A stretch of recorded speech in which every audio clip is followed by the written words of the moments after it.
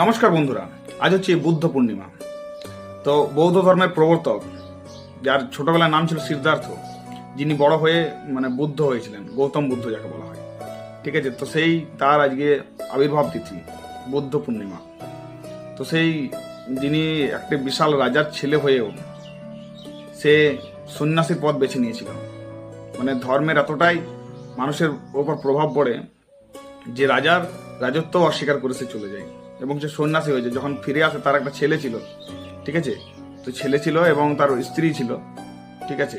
তো তারপরে যখন সে সিদ্ধি লাভ করে বাড়িতে ফিরে আসে, তখন সেই ছেলেটিকেও সে সন্ন্যাসীতে যোগদান করায়।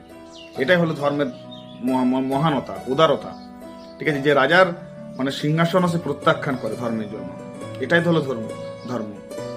তো বৌদ্ধ ধর্মের প্রবর্তক, ঠিক আছে, আজকে বুদ্ধ পূর্ণিমা, ঠিক আছে। গৌতম বুদ্ধের আজকে আবির্ভাব তিথি, সেই জন্য হচ্ছে বুদ্ধ পূর্ণিমা।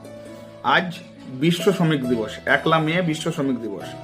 তো শ্রমিক ছাড়া কোনো কিছুই কাজ উন্নতি করা সম্ভবই নয়। তাই শ্রমিকদেরকে আমার অন্তঃস্থল থেকে জানে অনেক অনেক বিনম্র শ্রদ্ধা। ভালো থাকবেন সবাই।